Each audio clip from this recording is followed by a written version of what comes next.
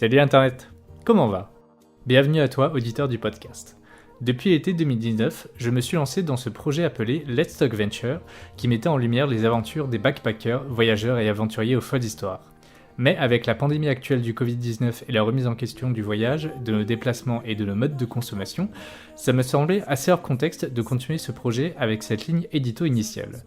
Mais étant donné que faire des interviews avec des humains aux histoires rocambolesques, ça me manquait énormément, j'ai décidé pour cette série d'épisodes de me focaliser sur le fait de vivre à l'étranger. Qu'est-ce que ça fait de s'immerser dans une nouvelle culture, un nouvel environnement, de changer de mode de vie, bref, l'aventure internationale. Voici donc un extrait de mon interview avec Charline, jeune femme partie vivre 5 mois pour un service volontaire européen en Moldavie afin de venir en aide aux réfugiés politiques. D'avance, je m'excuse de la qualité sonore un peu moins bonne durant cet épisode, on a fait ça à distance, et on a fait ce qu'on a pu. Je te laisse donc mettre tes écouteurs, glisser ton téléphone dans ta poche et vaguer à tes occupations. On se retrouve à la fin de cet extrait.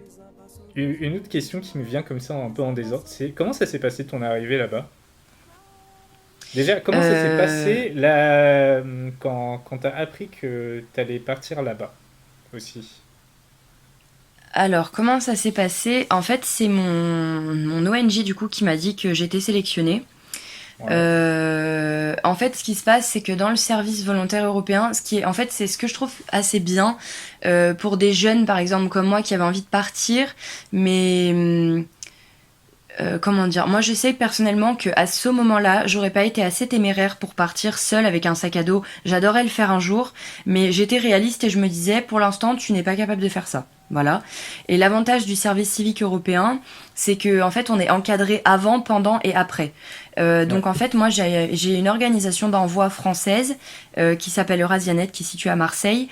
Du coup, qui s'est chargée en fait c'est sur leur site que j'ai trouvé ce volontariat. Donc en gros c'est des organismes comme le Corps européen de solidarité, c'est géré par la Commission européenne et c'est la Commission européenne qui propose des activités professionnelles comme celle-là pour des jeunes entre 18 et 30 ans à peu près.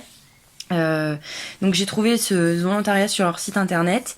Derrière, j'ai été contactée par mon organisation d'accueil du coup en Moldavie, donc qui est celle qui gère en fait un peu les arrivées, les appartements, la pocket money comme ils disent en gros, parce que du coup on est payé tous les mois.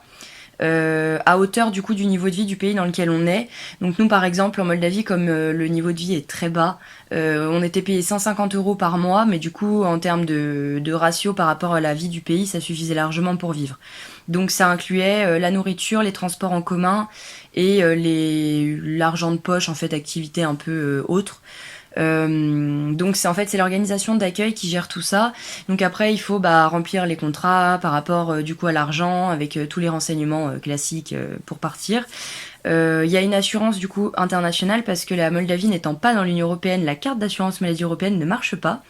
Donc il fallait une autre assurance indépendante qui du coup était fournie en fait par l'organisme européen qui nous envoyait. Donc voilà, c'est comme ça que ça s'est fait. Moi en fait je l'ai pas su très longtemps avant de partir. Je crois que j'ai su peut-être 1 mois ou 3 semaines avant de partir que j'allais là-bas et que j'étais prise officiellement. Donc ça a été très rapide. Normalement, de ce que j'ai compris, on est censé avoir des sessions un peu formatives avant de partir pour pas être trop choqué, parfois pas avoir le mal du pays en arrivant, etc. En fait, au final, nous, on n'a pas eu ça. On est parti un peu direct de but en blanc comme ça. L'aller a été assez compliqué, enfin le retour aussi d'ailleurs, parce que du coup ça a été rapatriement, mais l'aller a été assez compliqué parce qu'on a loupé notre correspondance, parce que notre premier avion avait du retard. Donc on s'est retrouvé à prendre un autre avion pour aller dormir dans l'aéroport d'Istanbul parce que notre vol n'était que le surlendemain. Bref, ça a été le bobins quoi. Donc on a mis plus de 24 heures à arriver là-bas. Et en fait à l'arrivée on est venu, donc notre responsable de notre organisation d'accueil est venu nous chercher à l'aéroport, nous a emmenés dans notre appartement parce que du coup l'organisation d'accueil loue des appartements à des propriétaires dans la ville et en fait affecte les volontaires qui arrivent en fonction de là où il y a de la place. Donc nous on a eu de la chance, on a été logés à 2 du coup avec ma meilleure amie dans le même appartement et donc il y avait un appartement qui nous était affilié et dans lequel on est arrivé. Ils nous y ont emmenés directement, nous ont expliqué un peu, voilà, le internet ça marche comme ça, les téléphones ça marche comme ça, le magasin pour la nourriture il est là, vous avez le week-end pour vous adapter et lundi vous allez au boulot. D'accord. Voilà, en gros c'est à peu près comme ça que ça s'est fait. C'est un bon programme, ça marche bien. Ce premier week-end, du coup, ça s'est passé comment?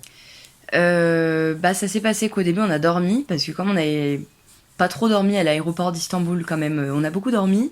Le dimanche on s'est dit bon que voilà c'était quand même le début de l'aventure, la nouvelle expérience, qu'il fallait quand même qu'on aille visiter un peu les alentours, donc on est parti dans le centre-ville, on a pris un bus en sachant pas trop où on allait atterrir, mais du coup on est arrivé au centre et on a un peu fait bah typiquement les touristes, voilà, à prendre des photos, c'est une nouvelle vie, on découvre, voilà, on se disait malgré tout, j'avoue que c'était pas très très beau parce que c'est pas pareil, c'est pas un pays d'esthétisme, mais ouais, on a un petit peu visité, on s'est fait un petit peu le centre-ville, et comme c'était un dimanche, on s'est rendu compte qu'en fait là-bas le dimanche, comme chez nous, n'existe pas, ils travaillent tous les jours de la semaine, peu importe, il n'y a pas de jour off, donc on pouvait très bien aller faire nos courses le dimanche aussi, c'était pas un problème. D'ailleurs, on y allait souvent le dimanche, qu'il y avait moins de monde.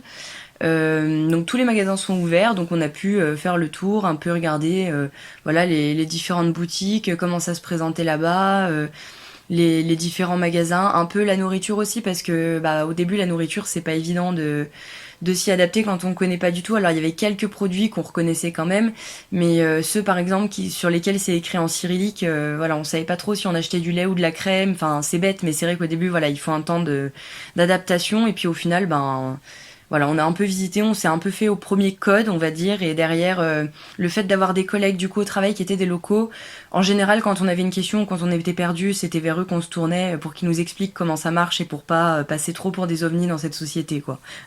Ça faisait longtemps qu'ils proposaient ce service de volontariat international. Alors, en Moldavie, je crois, je ne suis plus sûre, mais il me semble que les accords datent soit de 2011, soit de 2014. Parce que du coup, comme c'est pas un pays de l'Union européenne, Ouais, ils ont accès au volontariat européen parce qu'ils ont des accords avec l'Union européenne sur enfin, des accords commerciaux. Donc c'est comme ça qu'ils ont pu bénéficier en fait de cet avantage-là, parce que du coup le principe aussi en général, bon, c'est moins flagrant dans des pays comme en Allemagne et tout, mais le principe du volontariat c'est d'aller aider un pays soit à se développer dans le cadre de la Moldavie où c'est quand même relativement pauvre, soit à mettre en place comment dire, l'idée c'est un peu d'apporter une touche d'un autre pays avec une vision du coup qui n'est pas la même.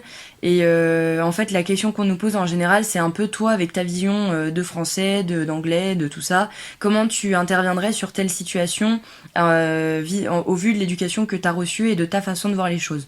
C'est un peu cet apport là qui recherche le côté un peu qui les aide à s'ouvrir, et pour moi en tout cas encore plus dans mon volontariat qui était quand même assez tourné vers l'étranger, de voir quelles étaient les différentes approches qu'on pouvait utiliser pour résoudre un problème, quoi. d'accord. Et du coup, oui, ils le prenaient très bien. Enfin, ils vous ont vraiment très bien accueilli par rapport à ça. Du coup, comment ils réagissaient? Alors ça dépend. Au niveau de mes collègues, j'ai été très bien accueillie.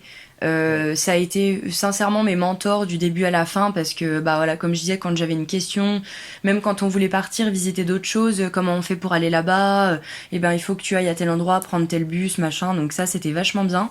Au niveau des réfugiés, ça a été un peu plus compliqué au début pour moi parce que alors déjà je suis blonde. Il n'y a pas de blond là-bas, ni dans la communauté locale, ni dans la communauté réfugiée. Donc déjà, c'est marqué sur ma tête que je ne suis pas d'ici. Donc ça m'a un peu porté préjudice. Et en fait, le problème, c'est que moi, j'arrive dans un centre du coup où bah, les trois quarts des femmes sont voilées, ou enfin voilà, en tout cas, ont une culture qui est quand même plus poussée côté Moyen-Orient que côté européen, parce qu'elle venait beaucoup, voilà, comme je disais, Afghanistan, Ouzbékistan, tout ça. Et moi j'arrive, non seulement je suis blonde, mais en plus je me maquille, et en plus je mets des jeans slim, enfin voilà, donc je suis typiquement le cliché qui déteste. Donc au début ça a Ah été bon? assez compliqué de... Bah c'est... Comment dire, pour eux, je suis provocante en fait pour eux. Parce que Ah, voilà, d'accord. comment dire, je cherche à me mettre en avant. C'est des femmes qui ne se maquillent pas. Et puis comme c'était pas comme en France en France le voile où on ne voit que les yeux est interdit, alors que là-bas pas du tout. Donc il y en avait beaucoup où en fait on voyait que leurs yeux. Donc moi j'arrive complètement découverte, blonde, les cheveux lâchés. Enfin voilà, clairement ça va pas quoi. Donc au début j'ai un petit peu fait face à des remarques. Bon, c'est un peu gênant parce que moi je viens pour. En fait, il y a un quiproquo parce que moi je viens pour les aider. Je suis contente d'être là, je suis contente de découvrir leur culture. Et eux, ils se disent que oui, je suis là pour les aider, mais en même temps, enfin voilà, comment tu t'habilles, t'es quand même gonflé en fait. C'est un peu ça le message que je ressentais au début. Surtout qu'encore une fois, je leur dis, mais il y a la barrière de la langue, donc c'est pas facile de se comprendre non plus. Donc voilà, ça a été un peu compliqué. Je me suis pris quelques réflexions, comme par exemple, tu viens nous voler notre mari. Non. Enfin voilà, il y a eu des moments un peu gênants comme ça. Au fur et à mesure, je pense que voilà, il leur fallait le temps de m'appréhender et le temps que je les appréhende aussi, parce que voilà, on est des gens qui viennent pas de ce pays. On se retrouve dans un pays qui n'est pas le nôtre et on a des cultures qui sont complètement aux antipodes. Donc forcément, il faut bien qu'à un moment donné, on apprenne à vivre ensemble, quoi. Donc ça, c'est au bout de, je dirais, un mois et demi, ça allait mieux. Mais c'est vrai que les premiers temps, j'étais pas très à l'aise quand j'y allais, ouais. Et puis pareil, c'est bête, mais les prénoms, se rappeler de qui vient d'où. Ils étaient une trentaine à peu près.